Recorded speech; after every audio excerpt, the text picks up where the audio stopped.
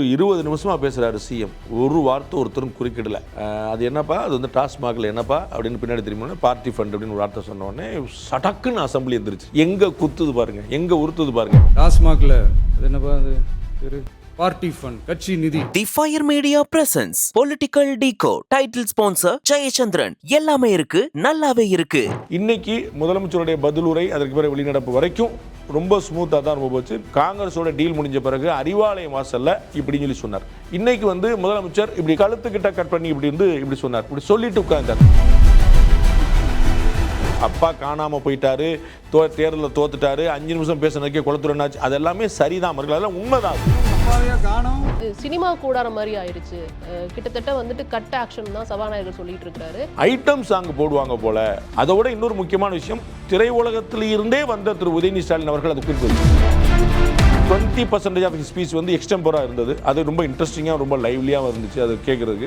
Party ஃபண்டுன்னு சொல்லும்போது தான் இங்கே வந்துட்டு கோவம் அதிகரிச்சிச்சு அப்படிங்கிறத பார்க்க முடிஞ்சிச்சு. செந்தில் பாலாஜி வாங்கினார்னு சொல்ல, உதயநிதி வாங்கினார்னு சொல்ல, he has not mentioned any name, he has not mentioned any party. அப்போ ஏன் டப்பக்குன்னு வந்து இவ்வளோ ஒரு எமோஷன் ஆகிறாங்க ஒரு கேள்வி வருது. அப்போ வந்து ஏதோ பிரச்சனை இருக்குதானே. தொட்டவங்களை விடமாட்டோம் அப்படிங்கிறத இன்னைக்கு சொல்லியிருக்கிறாருங்கிற பட்சத்தில் அப்போ ஊழல் வழக்குகளில் வந்து கையில் எடுப்பாரா இல்லை எடுக்கணும். வந்து எதிர்கட்சிகள் சொல்றாரு எல்லாத்துக்கும் எங்க மேலேயே பழி போடாதீங்கன்றாரு. 40 நாள் கவர்மெண்ட்ல நீங்க என்ன எதிர்பார்க்க முடியுங்கிறது. இப்போ வரைக்கும் நீங்க வந்து தேர்தல் வாக்குறுதியாக கொடுத்து 2500 ரூபாய் பத்தி எதுவுமே பேசல. இப்போ நீங்க வந்து மகளிருக்கு 2500 ரூபாய் கொடுக்குறீங்களா, 1000 ரூபாய் கொடுங்க, ஒன்றும் பிரச்சனை இல்லை. இந்த 1000 ரூபாய் எங்கெந்துங்க வரும்? அந்த கேள்விக்கு பதில் இல்லை. அந்த 1000 ரூபாய் கடன் வாங்கிட்டு தாங்க. அப்ப கடன் வந்து தனி மனிதர் வாங்கினாங்கன்னா அரசாங்கம் வாங்கினாங்க. உதயநிதி அவர்கள் ஆளுங்கட்சியை முதலமைச்சரை குற்றம் சாட்டுவதாக நினைத்து நேற்று வரை தன்னோட தோழமையில இன்றும் கூட ஓரளவு தோழமையோடு இருக்கக்கூடிய கட்சியில் தான் குற்றம் சாட்டினார் பார்க்கலாம். The fire media presence political decode. Title sponsor Jayachandran. எல்லாமே இருக்கு, நல்லாவே இருக்கு. குறைந்த விலை, நிறைந்த தரம். தங்கள் தேவைகள் அனைத்தும் ஒரே இடத்தில். ஜெயச்சந்திரன். தி ஃபயர் மீடியா நேயர்களுக்கு வணக்கம். தற்போது நம்முடைய மூத்த ஊடகவியலாளர் திரு ரங்கராஜ் பாண்டே அவர்கள் தான் இணைந்திருக்கிறார்கள். பேச நிறைய விஷயங்கள் இருக்கு, பேசலாம். சார் வணக்கம், எப்படி இருக்கீங்க சார்? இறைவனுக்கு ரொம்ப நல்லா இருக்கு. 17வது தமிழக சட்டமன்றத்தின் முதல் கூட்டத்தொடர் ஆளுநர் உரையுடன் தொடங்கி இன்று முதல்வருடைய பதிலுரையோட முடிஞ்சிருக்கு அப்படிங்கிறத பார்க்க முடியுது. பல்வேறு எதிர்பார்ப்புகள் பல்வேறு தரப்பினரிடையே இருந்தது. இது வந்து எப்போதும் போல ஒரு சட்டமன்ற கூட்டத்தொடர் அப்படிதான் நீங்கள் எடுத்துக்கிட்டீங்களா, இல்லை உங்களுக்கும் ஒரு சில எதிர்பார்ப்புகள் இருந்ததா? கம்பேரிட்டிவ்லாக ஓவராலாக பார்க்கும்போது மோர் டெமோக்ராட்டிக்கலாக இருந்தது நான் நினைக்கிறேன். ஏன்னா எதிர்க்கட்சி தலைவர் வந்து நல்ல சீண்டினார். அவருடைய உரையில் வந்து நல்ல சீனார். ஒரு டீஸ் பண்ணுறதுன்னு சொல்லுவோம்ல, அதாவது லீகலாக எந்த தப்பான வார்த்தையும் இருக்காது. ஆனால் வந்து ஐயோ அவரை மாதிரி ஒரு அழகான ஆள்லாம் பார்க்க முடியாதுங்க அப்படின்னா அதை நீங்கள் டெக்ஸ்ட்டாக பார்த்தீங்கன்னா அது காம்ப்ளிமெண்ட்டாக இருக்கும். ஆனால் அது வந்து அந்த அர்த்தம் அது இல்லைன்னு எல்லாருக்குமே தெரியும். அதுபோல் வந்து அவங்களுக்கு வந்து தேர் மாஸ்டர்ஸ் இன் தட்.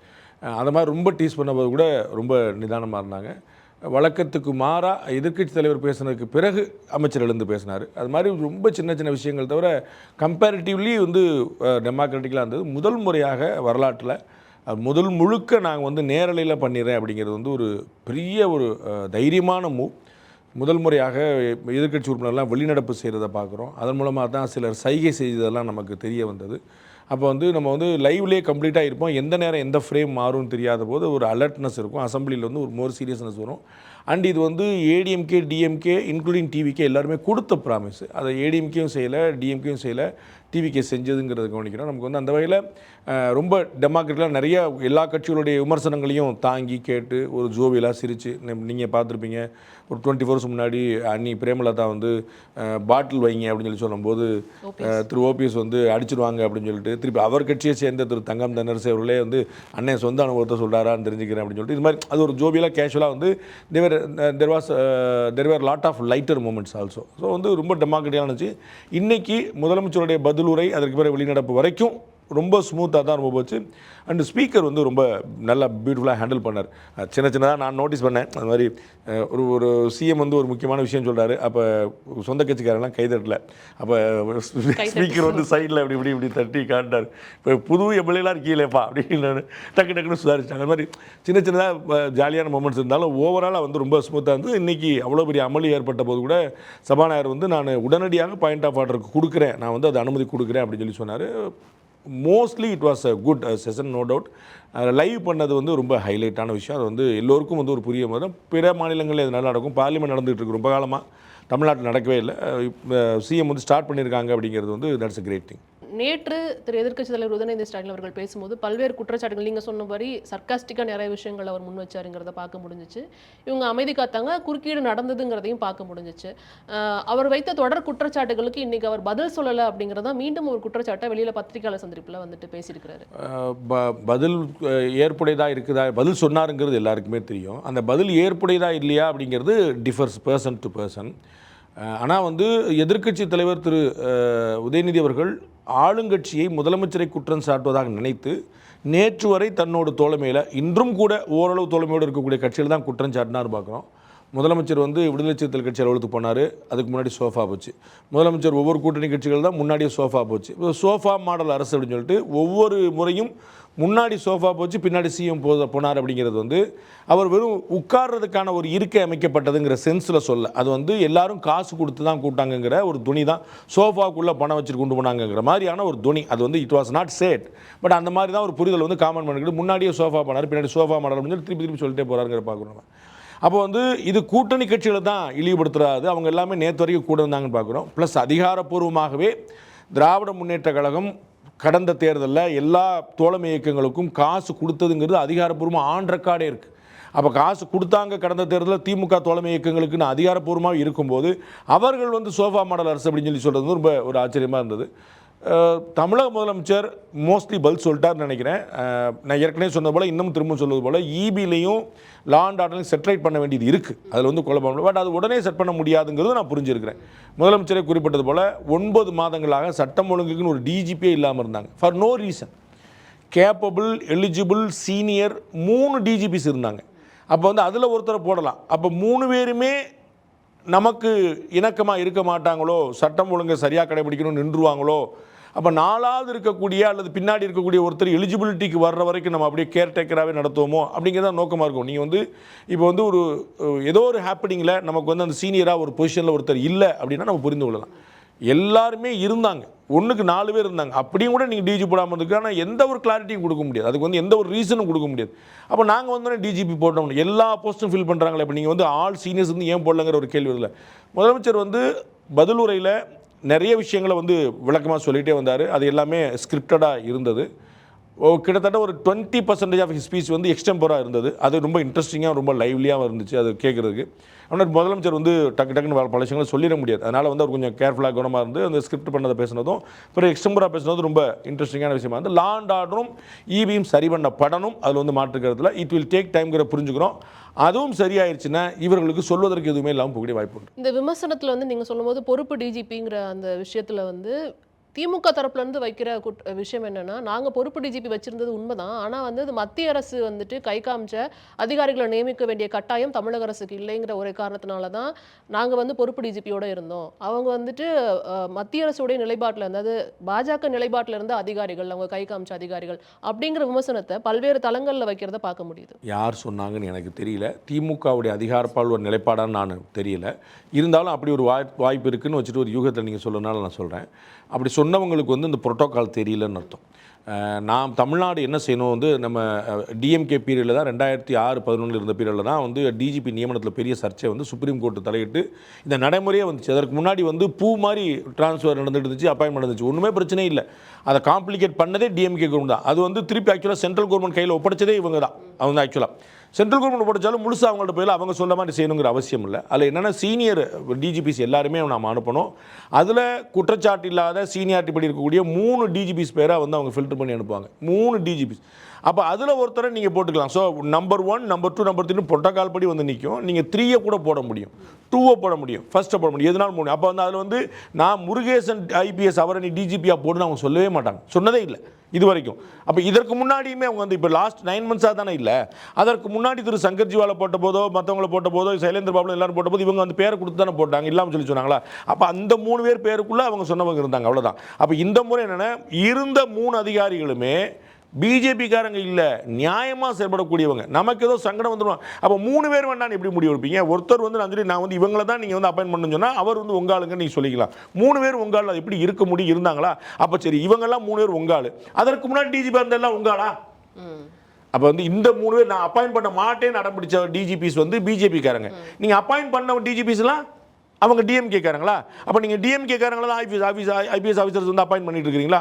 இது வந்து ஒரு நேர்மையற்ற ஒரு குற்றச்சாட்டு, உண்மையற்ற குற்றச்சாட்டு. அதனால தான் திமுக அதிகாரப்பூர்வமாக சொல்லாமல் நீங்கள் சொன்ன மாதிரி யாரோ தளங்கள் மூலமாக சொல்லியிருக்காங்கன்னு நினைக்கிறேன். அது புரோட்டோகால் கிடையாது.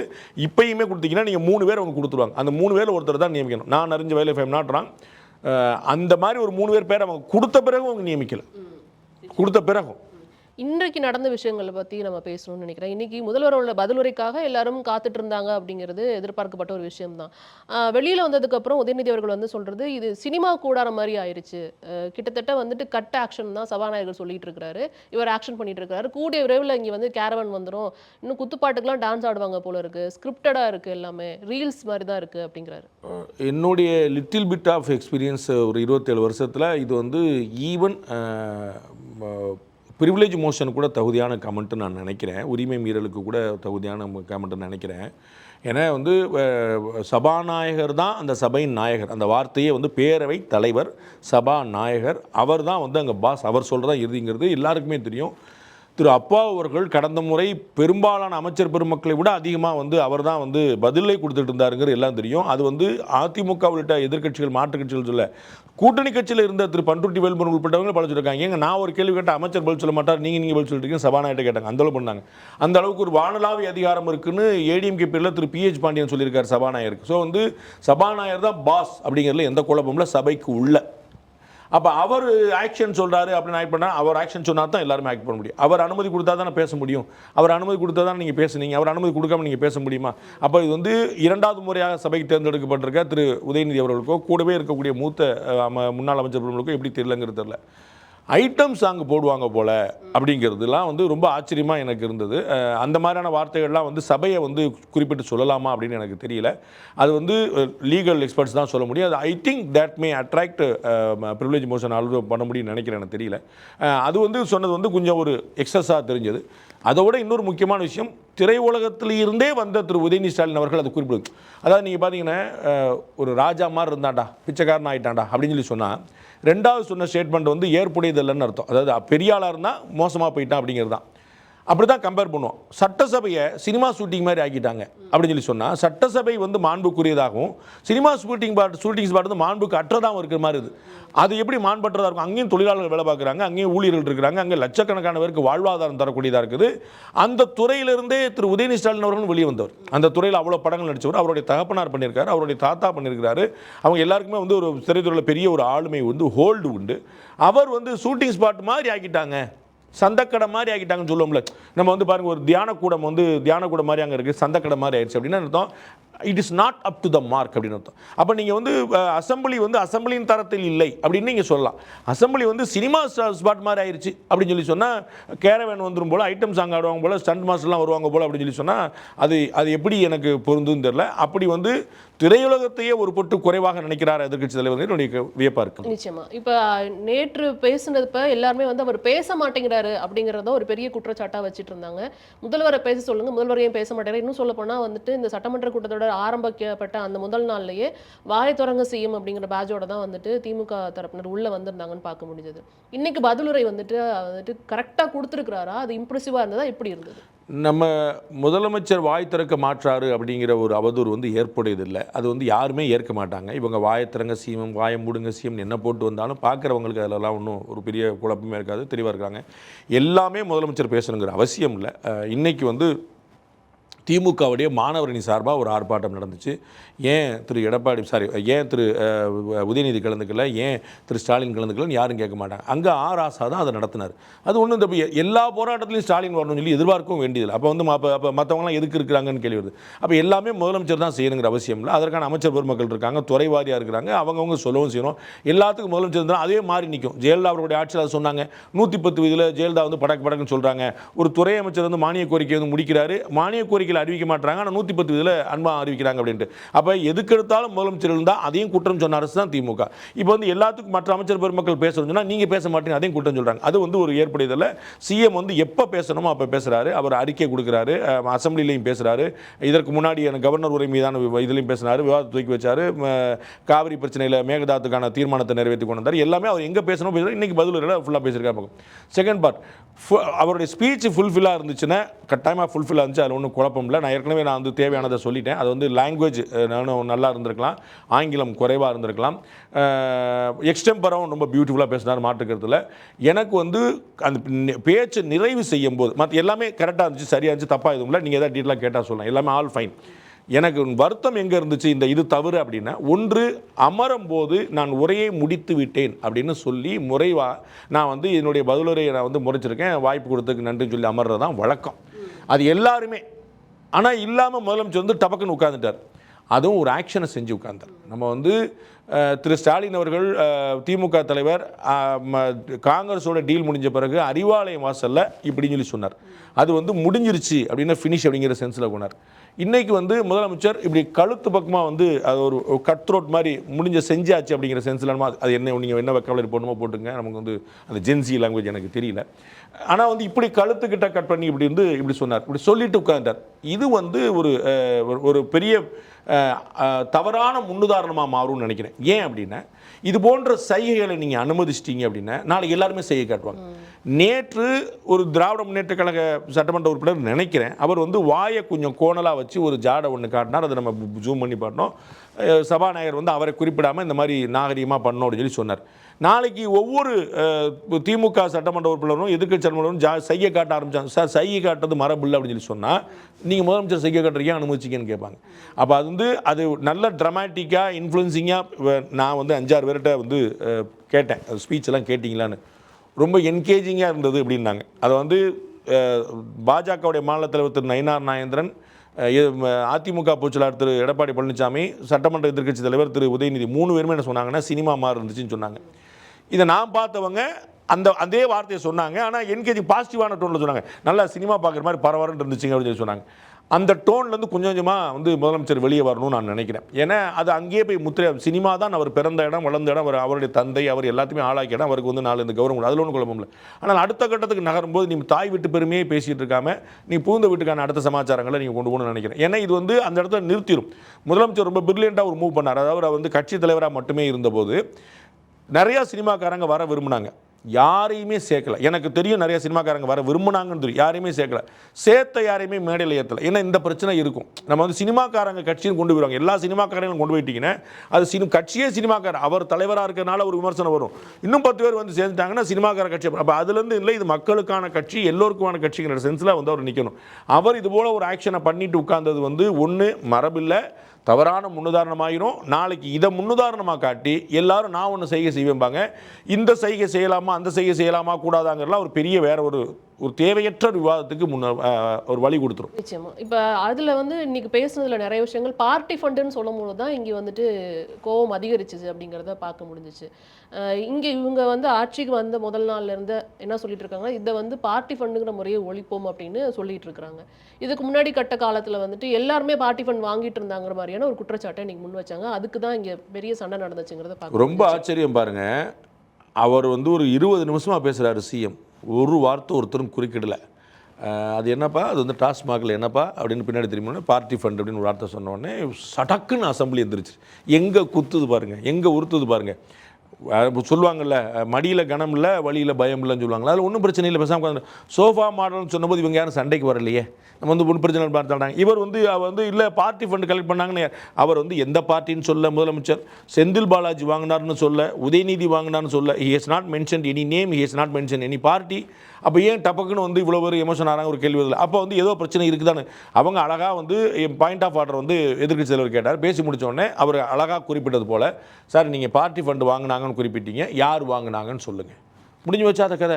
திரு சிடி நிர்மல்குமார் பின்னாடி வந்து தெளிவாக பதில் சொல்லிட்டார் ப்ரெஸ் மீட்டில். நாங்கள் வழக்கு போட போகிறோம், பார்த்துக்கிட்டே இருங்க, வழக்கு வரப்போகுதுன்னு பார்த்துட்டே சொல்லுங்கள். அதுதான் ரொம்ப முக்கியமான விஷயம். ஸோ வந்து முதலமைச்சர் பார்ட்டி ஃபண்ட் சொன்ன உடனே ஏன் கொந்தளிக்கிறாங்க போது இதை எல்லாருக்குமே புரிஞ்சிருச்சு. அவ்வளோ நேரம் அமைதியாக இருந்த சபை பார்ட்டி ஃபண்டுன்னு ஒரு வார்த்தையை சொன்ன உடனே எதிர்க்கட்சிகளில் குறிப்பாக திமுக எம்எல்ஏக்கள்கிட்ட அவ்வளோ பெரிய கொதிப்பு ஏற்படுச்சு. ஏன் அப்படிங்கிறது எல்லோருக்குமே புரியும். அதை வந்து சபாநாயகர் ரொம்ப பியூட்டிஃபுல்லாக டீல் பண்ணார்னு நான் நினைக்கிறேன். அந்த பார்ட்டி ஃபண்ட் இன்சிடென்ட்டுக்கு அப்புறம் அவங்க சட்டசபையில் வந்துட்டு ஒரு பெரிய விமர்சனங்கள் நடந்தது, அதே மாதிரி வாக்குவாதங்கள் நடந்தது அப்படிங்கிறத பார்க்க முடிஞ்சிச்சு. அதுக்கப்புறம் பேசும்பொழுது இது வரைக்கும் வந்து பார்ட்டி ஃபண்டாக போயிட்டு இருந்தது எல்லாத்தையுமே நாங்கள் கவர்மெண்ட் கஜானாக்கு வந்து மாற்றிக்கிட்டு இருக்கிறோம், தொட்டவங்களை விடமாட்டோம் அப்படிங்கிறத இன்னைக்கு சொல்லியிருக்கிறாருங்கிற பட்சத்தில் அப்போ ஊழல் வழக்குகளில் வந்து கையில் எடுப்பாரா? ரொம்ப செய்ய வேண்டிய கடமை, எடுப்பாரா இல்லை எடுக்கணும். அது வந்து கடமை. ஏன்னா வந்து தவறு செய்தவர்கள் கடந்த இப்போ சபாநாயகர் வந்து வேற ஒரு விஷயம் சொல்லும்போது அவை முன்னவர் வந்து சொன்னார் வந்து போன ஆட்சியில் நீங்கள் வந்து இந்த மாதிரி அனுமதிச்சிங்களா, எங்களை மட்டும் கேட்குறீங்கன்னு. அப்போ வந்து சபாநாயகர் அழகாக குறிக்கிட்டு அவை முன்னவரையே சொல்லிட்டு இந்த மாதிரி கடந்த ஆட்சியெல்லாம் விட்டுருங்க, நம்ம இப்போ இருக்க ஆட்சியை பார்ப்போம். அது வந்து ஆட்சியை நடத்துவதற்கு சரி, சபையை நடத்துவதற்கு சரி. ஆனால் கடந்த ஆட்சியில் ஊழல் நடந்திருந்தா, ஏன்னா ஊழல் குற்றச்சாட்டு வந்து இவர் கட்சித் தலைவராக இருக்கும்போது சொல்லியிருக்கிறார். இன்னைக்கு முதலமைச்சரான பிறகு சபையில் பதிவு பண்ணியிருக்கார், பார்ட்டி ஃபண்டு போச்சுன்னு பதிவு பண்ணியிருக்கார். அப்போ அது தொடர்பான வழக்குகள் கட்டாயம், இல்லாட்டி இது வந்து வெறும் அவதூறாக நிற்கும். அப்போ நீங்கள் வந்து அதை ஒரு கேஸாக நீங்கள் மாற்றி லாஜிக்கல் எண்டுக்கு நீங்கள் கொண்டு போகல அப்படின்னா அது வந்து நீங்கள் சும்மானதுக்கு பாலிடிக்ஸ் பண்ணிங்கன்னு வரும். அல்லது நாளைக்கு அதிமுக அல்லது பாஜக உள்ளிட்ட கட்சி நீங்கள் அண்டர்ஸ்டாண்டிங் போயிட்டீங்கன்னு சொல்ல வரும். உங்களுக்கு புரியுங்களா? ஜெயலலிதா மீது போடப்பட்ட வழக்கு கருணாநிதியும் ஜெயலலிதாவும் வேறன்னு காட்டுச்சு. கருணாநிதி கைது ஜெயலலிதாவும் கருணாநிதி வேறன்னு காட்டுச்சு.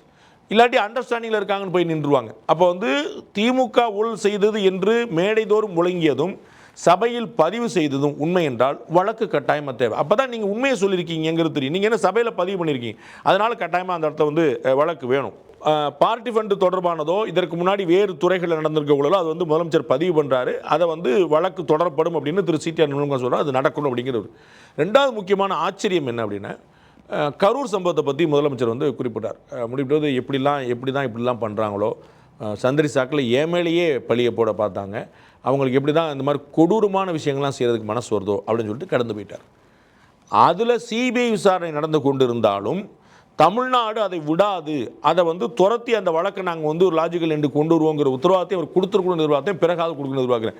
விசாரணை அமைப்பு வந்து சிபிஐயாக இருக்குது. ஏன்னா அரசு மேலேயே குற்றச்சாட்டு அன்றைக்கி இருந்ததுனால. இன்னைக்கு வந்து தாவேக்காவே அரசாக ஆகிட்டதுனால அதில் வந்து ஆவணங்கள், சாட்சிகள், ஆதாரங்கள் எல்லாத்தையுமே கொடுக்கல வேகப்படுத்தி அந்த வழக்கு. ஏன்னா 41 உயிர் திரு விஜயை பார்ப்பதற்காக வந்து போன உயிர், வேறு எந்த காரணமும் கிடையாது. விஜயை பார்ப்பதற்காக வந்து போனது. இன்னைக்கு முதலமைச்சர் பேசும்போதும் எப்படி தான் இந்த மாதிரிலாம் செய்கிறதுக்கு மனசு வருதோ அப்படின்றார். அப்போ யாரோ செஞ்சுருக்கிறாங்கங்கிற பதிவு பண்ணுறார். அது வந்து ஏமேலேயே பழியை போட பார்த்தாங்க அப்படின்னார். அப்போ நான் அது பழி இல்லை அப்படி, அப்போ யார் அப்படிங்கிறதே நம்ம புரிஞ்சாகணும். அப்போ இது வந்து ஒரு மேட் டிசாஸ்டராக இருந்தால் who is the man behind தட்ங்கிறது தெரிஞ்சே ஆகணும். அதை தாவேக அரசு விடாது. அதில் 41 உயிர்களுக்குமான உண்மையான அஞ்சலி என்பது அதை செய்தவர்களை கூண்டில் நிறுத்தி தண்டனை வாங்கி தருவதுதான் அப்படிங்கிற இடத்துல நடந்தணும். அது இல்லாமல் அவர் கடந்து போனது எனக்கு ஒரு பெரிய ஆச்சரியமாக இருந்தது. அது வந்து லாஜிக்கல் எண்டுக்கு கொண்டு போகணும்னு அரசு ஒரு உத்தரவாதம் அளிக்கணும்னு நான் எதிர்பார்க்குறேன். அதுக்கப்புறம் போதைப் பொருள் புழக்கம், இது வந்து உங்கள் ஆட்சி காலத்திலே நீங்கள் ஆரம்பத்திலே நடவடிக்கை எடுத்திருந்தீங்க அப்படின்னா வந்து இப்போ வந்து இவ்வளோ பெரிய பிரச்சனை நடந்திருக்காது. இப்போ வந்து நடக்கிற பிரச்சனைகளுக்கெல்லாம் அப்பவே நீங்க வந்துட்டு பிள்ளையார் சொல்லி போட்டுட்டீங்கிற மாதிரியான ஒரு விளக்கத்தை கொடுத்திருக்கிறாரு சட்டமன்ற. நியாயமான குற்றச்சாட்டு தான். நம்ம வந்து எதிர்க்கட்சிகள் சொல்றாரு எல்லாத்துக்கும் எங்க மேலேயே பழி போடாதீங்கன்றாரு. 40 நாள் கவர்மெண்ட்ல நீங்க என்ன எதிர்பார்க்க முடியுங்கிறதுக்கு. இன்னைக்கு வந்து ஒரு உசைன் போல்ட் இருக்கிறாரு, அவர் வந்து உலகத்தின் மிக வேகமான வீரராக இருப்பார். அவர் பிறந்து 40 நாளில் வந்து நீ என்ன ஓடலை, பெரிய ரெக்கார்ட்லாம் பண்ண போறேன்ற அப்படின்னு சொல்லி கேட்க முடியாது. ஸோ எல்லாத்துக்குமே அதற்கான ஒரு வயசு இருக்கணும், அதற்கான ஒரு வாய்ப்பு இருக்கணும், அதற்கான ஒரு ஏஜ் வந்து அட்டன் பண்ணணும். நம்ம வந்து இந்த ஒரு 6 மாதத்தில் 7 மாதத்துலங்கிறதே நம்ம பொறுமை. இதுக்கு முன்னாடி வந்து தேனிலவு காலம் முடியட்டும்னு அண்ணாவே குறிப்பிட்டிருக்கிறார். ஒரு 40 நாளில் வந்து ஒரு அண்டர்ஸ்டாண்ட் பண்ணுறதே ஒரு பெரிய சேலஞ்சாக இருக்கும். அவங்க வந்து இப்போ எதெல்லாம் முறைப்படி கடந்துமோ அதெல்லாம் கடந்து வந்துட்டே இருக்காங்க. அவர் அசம்பிளி நடத்திட்டாங்க, இந்த பட்ஜெட் போட போகிறாங்க, வெள்ளை அறிக்கை வெளியிட்டிருக்காங்க, சிங்கப்பன் ஸ்கீமை கொண்டு வந்திருக்காங்க, நிறைய தள்ளுபடி உட்பட சிஎம் நிறைய பட்டியல் போட்டார், என்னெல்லாம் செஞ்சுருக்கேன்னு அதெல்லாம் ஆக்ஷன்ஸ் இறங்கிட்டு இருக்காங்க. ஸோ அது வந்து சரியான ஒரு ஆக்ஷனாக தான் இருக்குன்னு நினைக்கிறேன். நீங்கள் 40 நாளில் இது 5 வருடத்தை முடித்த ஒரு அரசு செய்ய வேண்டிய விஷயம் நான் நினைக்கல. அதை வந்து எதிர்பார்க்க முடியாது. நான் ஏற்கனவே குறிப்பிட்ட லா அண்ட் ஆர்டர்லையும் ஈபிலையும் ஒரு ப்ராப்ளம் இருக்குது. ஈபியில் நீங்கள் உங்களுக்கு வந்து ஒரு மின் மிகை மாநிலமாக இருக்கிறதுல டிஸ்ட்ரிபியூஷன்லேருந்து லீக்கேஜ் நிறைய விஷயங்கள் ப்ராப்ளம் இருக்குது. அது இல்லாமல் ஓவர் நைட்டில் நீங்கள் சரி பண்ண முடியாது. அந்த கால்ஸ் அட்டன் பண்ணுறதுக்கே கிட்டத்தட்ட 500 பேரை நீங்கள் வந்து தற்காலிகமாக புதுசு அப்பாயின் பண்ணியிருக்காங்க. அப்போ அதில் பாருங்கள் எவ்வளோ பெரிய சேலஞ்சு. ஆக்சுவலாக 500 பேர் இந்த மாதிரி நியமிக்கப்படுறேன். அதில் வந்து இடஒதுக்கீடு பின்பற்றப்படணும், அதில் ஒரு டெண்டர் கொடுக்கப்படணும், அதில் ஒரு நியாயமாக. பட் ஒரு எமர்ஜென்சியில் அவங்க ரைட்ஸ் இருக்க வச்சு பண்ணிட்டு இருக்காங்க. நம்ம நாளைக்கு இது வந்து ஒரு பஞ்சாயத்து அமரும். அப்போ வந்து ஒரு போர்க்கால அடிப்படையில் செல்லும்போது சில விஷயங்களை விதிகளை தளர்த்தி சில விஷயங்கள் செய்ய வேண்டியிருக்கு. அப்போ இது வந்து எப்போ தெரிஞ்சிருக்கும்? சம்மரில் மே ஜூனில் வந்து கரண்ட் கம்மியாகும்பா, யூசேஜ் அதிகமாகும்பா, ஷார்ட்டேஜ் வருமானு ஜனவரியிலையும் டிசம்பர்லையும் ஆட்சியில் இருந்த, இதற்கு முன்னாடி வந்து 6 முறை ஆட்சியில் இருந்த திமுகவுக்கு தான் தெரிஞ்சிருக்கணும். அப்போ அவர்கள் கொள்முதல் பண்ணி மே ஜூனுக்கான ஏற்பாடு பண்ணியிருந்தாங்கன்னா இந்த ப்ராப்ளம் வந்திருக்காது. ஆனால் இது ப்ரொடக்ஷன்ல எந்த பிரச்சனையும் இல்லை அப்படிங்கிறதா ராதாகிருஷ்ணன் அவர்கள் சொல்லி யூசேஜ் கூட்டிகிட்டே போகும், லீக்கேஜ் இருந்துகிட்டே இருக்கும். நீங்கள் வந்து பண்ண ஒரு காரணம் கிடையாது. நீங்கள் வந்து ஒரு கப்பல் முங்கிச்சு அப்படின்னா அதுக்கு பைலட் காரணமாக, ஐ மீன் கேப்டன் காரணமாக இருக்கலாம், எவனோ ஓட்ட போட்டிருக்கலாம், எதிர்கட்சிக்காரன் வந்து எதிர்நாட்டுக்காரன் துப்பாக்கியில் சுட்டு பண்ணியிருக்கலாம். என்ன காரணத்தில் கப்பல் முங்கிச்சுங்கிற மட்டும் நீங்கள் பேசுகிறீங்க, காரணத்தை கண்டுபிடிக்கணும்ல. நீங்கள் வந்து யூசேஜ் அதிகமாகும். நீங்கள் இந்த ஒரு 3 மாதத்தில் நீங்கள் நண்பர்கள்ட்ட கேட்டு பாருங்க, 3 மாதத்தில் ஏசி வாங்கினவங்க எவ்வளோ பேரும் கேட்டு பாருங்க. ஏன்ட்டு இதுக்கு முன்னாடி ஏசி கிடையாது, இப்போ நான் வாங்கினேன் ஏசி, நான் பெட்ரூமில் வச்சுருந்தேன், இப்போ ஹாலில் வாங்கியிருக்கிறேன் ஏசி, வந்து முதல் முறை வாங்குறேன், ஏற்கனவே வாங்கிக்கிறேன். எவ்வளோ பேர் வாங்கி உங்கள் நண்பர்கள்ட்ட கேளுங்க, 50 பேர் சொல்லுவாங்க. அப்போ வந்து இதற்கு முன்னாடி ஏசி இல்லை, இப்போ ஒரு 50 பேர் கூட வாங்கியிருக்காங்க, தமிழ்நாடு முழுக்க வாங்கியிருக்கோம். அப்போ யூசேஜ் கூட்டிகிட்டே போகும்ல. நார்மலாகவே நீங்கள் சாயந்தரம் 6 மணிக்கு நீங்கள் வந்து ஃபேன் போட மாட்டீங்க. நீங்கள் இப்போ வந்து நீங்கள் ராத்திரி 10 மணிக்கு ஃபேன் போட்டு தான் ஆகணும், ஏன்னா புழுக்கம் இருக்குது, வெக்க இருக்குது. அப்போ வந்து ஃபேன் ஓடிட்டே இருக்குது. இப்போ ஏசி வாங்கினவங்க தவிர ஏசி வச்சுட்டு இல்லாதவங்க ஃபேன் கூட போகிறவங்க 24 hours ஓடிட்டு இருக்கும் நமக்கு. நீங்கள் பகலில் 12 மணிக்கு நீங்கள் வந்து வாசல் உட்காந்துட முடியுமா? அவியுது. அது உண்மையான பாயிண்ட். அது அப்போ நீங்கள் ஃபேன் ஓடிக்கிட்டே இருக்கும் பின்னாடி. நீங்கள் மொட்டை மாடியில் உட்காந்தாலும் வெட்ட வெளியில் உட்காந்தாலும் பின்னாடி ஃபேன் ஓட வேண்டி இருக்குது. அப்போ வந்து யூசேஜ் கூட்டிகிட்டே போகுது. அப்போ வந்து ப்ரொடக்ஷன் குறையல, ஆனால் யூசேஜ் அதிகமாகிட்டு இருக்குல்ல, அப்போ ஷார்ட்டேஜ் வந்துடும்ல. அப்போ இது வந்து பேசிட்டீங்க. அப்போ வந்து இது வந்து மாதிரி ஷார்ட்டேஜ் வருங்கிறது இதற்கு முன்னாடி ஆட்சியில் இருந்தவர்களுக்கு தெரியணுமே. அவங்க 40 நாள் நீ என்ன பண்ண, ப்ரொடக்ஷனை கூட்ட முடியுமா, லீக்கேஜ் அடைக்க முடியுமா, 40 நாள் எதாவது பண்ண முடியுமா? அதனால் இந்த காலம் அவர்கள் எடுத்துக்கொள்ளும் சரி. ஆனால் இந்த 2 தான் முக்கியமான பிரச்சனை. லா அண்ட் ஆர்டரில் 40 நாள் ஒன்றும் பண்ண முடியாது புரிஞ்சுக்கிறேன், இபியில் 40 நாள் சரி பண்ண முடியாமல் புரிஞ்சுக்கிறேன். பட் அதனாலேயே அவர்கள் சரி பண்ண முடியாமல் விட்டுறக்கூடாது. அந்த 2 தான் மெயின் ஃபோக்கஸ் தேவைப்படுது. மறுபடியும் ஒரு குற்றச்சாட்டு என்னன்னா, இப்போ வரைக்கும் நீங்கள் வந்து தேர்தல் வாக்குறுதியாக கொடுத்து 2500 ரூபா பற்றி எதுவுமே பேசல, வேலை இல்லாமல் இருக்கக்கூடிய பட்டதாரிகளுக்கு மாதம் மாதம் பணம் கொடுக்குறோன்னு சொன்னோம், அதை பற்றி எதுவுமே பேசல. இதெல்லாம் நாங்கள் எதிர்பார்த்தோம், அதெல்லாம் நீங்கள் சொல்லவே இல்லை, அதெல்லாம் நீங்கள் எப்படி பண்ண போறீங்கன்னு சொல்லவே இல்லை. உரையில் இது வந்து இருக்கணும்னு எதிர்பார்த்துருக்காங்க. மத்திய அமைச்சர் எல் முருகன் அவர்களும் இதை முதல்ல எழுப்பினார். அது வந்து நியாயமற்றதுன்னு நினைக்கிறேன். ஏன்னா பதவியேற்ற அன்னைக்கே முதலமைச்சர் ரொம்ப தெளிவாக சொல்லிட்டாரு, எனக்கு கொஞ்சம் அவகாசம் கொடுங்கன்னு. இன்னைக்கும் சொல்லியிருக்காரு, எனக்கு வந்து அவகாசம் கொடுங்கன்னு. ஏன்னா அது வந்து நம்ம வந்து எக்கனாமிக்கல் பொசிஷன் என்னன்னு தெரியாமல் வெள்ளை அறிக்கை வெளியிட்ட நிதியமைச்சர் மரிய வில்சன் ரொம்ப தெளிவாக சொன்னார், நலத்திட்டங்களுக்கு எதிராக நாங்கள் இல்லை, அந்த நலத்திட்டங்களுக்கான வருவாய் ஆதாரங்கள் இல்லாமலே செஞ்சது தான் பிரச்சனை. இப்போ நீங்கள் வந்து மகளிருக்கு 2500 ரூபா கொடுக்குறீங்களா, 1000 ரூபா கொடுங்க, ஒன்றும் பிரச்சனை இல்லை. இந்த 1000 ரூபாய் எங்கெந்துங்க வரும், அந்த கேள்விக்கு பதில் இல்லை. அந்த 1000 ரூபாய் கடன் வாங்கிட்டு தாங்க. அப்போ கடன் வந்து தனி மனிதர் வாங்கினாங்கன்னா, அரசாங்கம் வாங்கினாங்கன்னு, பொருளாதார மிகப்பெரிய பொருளாதார ஆலோசனை ஜெயரஞ்சன் மாதிரியா வாங்கிட்டு போயிடும், கடன் தானப்பா என்ன கிடைச்சுன்னா 13 லட்சம் கோடி கடன் வச்சுட்டு என்ன செய்வீங்க, எப்படி அடைப்பீங்க? யார் உங்களுக்கு கொடுப்பாங்க நாளைக்கு திரும்பி கடன்? மேலே கடன் யாராவது கொடுப்பாங்க? நபார்டு வங்கி கொடுக்குமா? வேற ஜப்பான் கொடுப்பாங்களா? யாராவது கடன் கொடுப்பாங்களா? அப்போ கடன் வந்து நீங்கள் திவாலாகிற இடத்துக்கு போனீங்கன்னா நீங்கள் கடன் கூட வாங்க முடியாது. அப்போ வந்து ரொம்ப தெளிவாக மரிய வில்சன் நிதியமைச்சர் ரொம்ப சொன்னார், நலத்திட்டங்களுக்கு எதிராக நாங்கள் இல்லை, அதற்கான ரிசோர்ஸ் ரெடி பண்ணலை. அப்போ இப்போ ரிசோர்ஸ் ரெடி பண்ண வேண்டாமா? அப்போ 2500 ரூபா மாதம் கொடுத்தா 13,300 கோடி ரூபாய் இன்றைக்கி செலவாகிட்டு இருக்குது. இதிலேயே என்னுடைய வேண்டுகோள் என்னென்னா, இந்த பல பயனாளர்களை ரீவிசிட் பண்ணணும். 1,32,00,000 பேர் பயனாளர்களா, கட்சிக்காரங்களா, உண்மையிலே ஒரு வறுமை கோட்டு கீழே இருக்காங்களா, உண்மையிலே அவருக்கு 1000 ரூபா வந்து வந்தால் தான் வாழ்மா, 1000 ரூபாங்கிற சரக்கு அடிக்கிறதுக்கு ஒரு 10 நாள் சரக்கு அடிக்கிற ஒரு காசுப்பா அப்படின்னு நினைக்கக்கூடியதுக்கு போகக்கூடாது. அப்போ வந்து உண்மையிலேயே தேவைப்பொருள் கொடுக்கப்படுதான்னு பார்த்தீங்கன்னா என்னுடைய யூகம் சரி பாதி அதில் காலியார் 75 லட்சம் பேர் தான் தாங்குவான்னு நினைக்கிறேன். ஏன்னா எனக்கு யார் யாரெல்லாம் வாங்கியிருக்காங்க நிறைய பேர் தெரியும், நம்ம கண்கூட பார்த்துருக்குறோம். அப்போ வந்து அதை சரி பண்ணாலே அதை அப்படியே டபுள் கொடுத்துடலாம். 75 லட்சம் பேர் காணாமல் போனாங்கனால அந்த 75 மிச்ச மண்டலத்தில் நீங்கள் கொடுத்துடலாம். நீங்கள் தனியாக ரிசோர்ஸே ரெடி பண்ண வேண்டியதில்லை. ஸோ முதல்ல பயனர்களை சரி பார்க்கணும். எல்லா ஸ்கீமுக்கும், ஒரு ஸ்கீமுக்கு இல்லை, எல்லா ஸ்கீமும் உங்களுக்கு ஞாபகம் இருக்கும், 10 லட்சம் ரேஷன் கார்டுகள் வந்து ஃபோர்ஜரி ரேஷன் கார்டு கண்டுபிடிச்சாங்க. 10 லட்சம் வெறும் அந்த ஃபோன் நம்பரையும் பேங்க் அக்கௌண்ட்டையும் ஆதார் கார்டையும் ரேஷன் கார்டையும் இணைச்சது மூலமாக வெறும் ஒரு டெக்னிக்கல் ஆஸ்பெக்டில் ஒன்று விஷயம் பண்ணோன்னே 10 லட்சம் போலி கார்டு இங்கே தெரிய வந்துச்சு. அப்போ 10 லட்சம் போலி கார்டுக்கு 20 கிலோ அரிசி மாதிரி எவ்வளோ போயிருக்குன்னு யோசிங்க, எத்தனை மாதம் போயிருக்கணும், எத்தனை டன்னு, எத்தனை 1000 கோடி. அப்போ இது மாதிரி சாதாரண விஷயம் பண்ணு. போலி விவசாயிகள் மத்திய அரசு வந்து 6000 ரூபா வந்து ஆண்டுதோறும் கொடுக்குது விவசாயிகளுக்கு. அதில் போலியாக விவசாயிகள் பூரா பேர் சேர்த்து தகுதியற்ற விவசாயிகள்லாம் பேர் சேர்த்துட்டு போயிட்டு இருந்துச்சு. ககன்தீப் சிங் பேடி வந்து விவசாயத்துறை செயலாளர் இருக்கும்போது அது பூரா கண்டுபிடிச்சி எக்ஸ்போஸ் பண்ணி ஒரே ப்ரௌசிங் நிறையா பேருக்கெல்லாம் கண்டுபிடிச்சார். அதை மாதிரி லீக்கேஜை கண்டுபிடிச்சாலே கஜானாக்கு பாதி மிச்சம் வரும். அந்த ஆஸ்பெக்ட்லையும் இந்த கவர்மெண்ட் ஒர்க் பண்ணிட்டு இருக்கு. ஸோ வந்து அவங்களுக்கு you have to give the time without any doubt. அவங்க நிறைவேற்றும் சொல்லியிருக்காங்க. நான் ஏற்கனவே முதல் நாளே சொன்னேன், இன்னமும் அதில் உறுதியாக இருக்கிறேன்.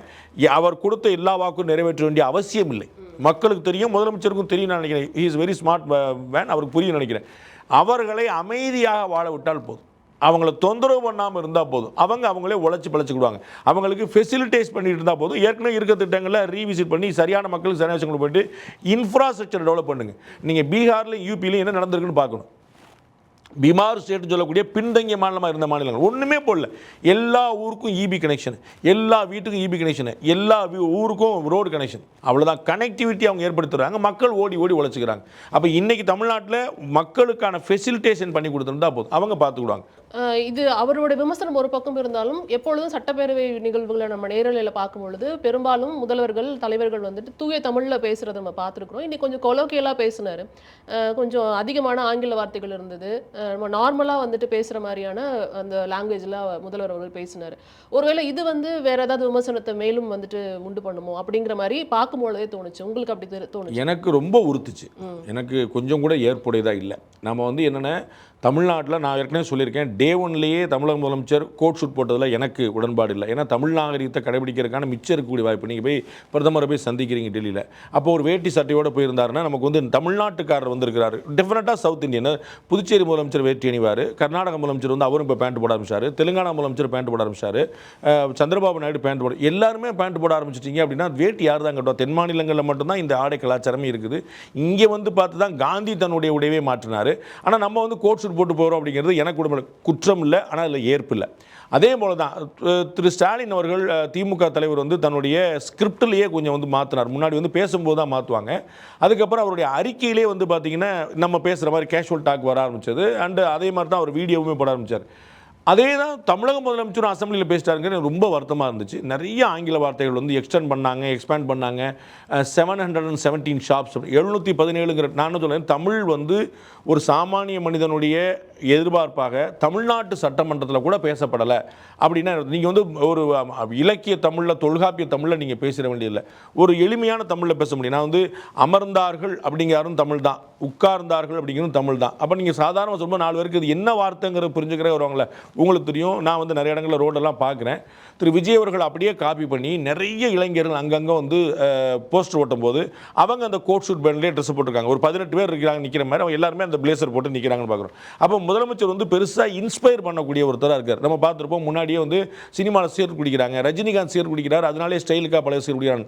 ரஜினிகாந்த்னால ஒருத்தர் சீர் குடிச்சானாங்கிறது இல்லை, ஆனால் அவர் வந்து ஒரு பெரிய இன்ஃப்ளூயன்சருங்கிறத நம்ம மறைக்க முடியாது, மறுக்க முடியாது.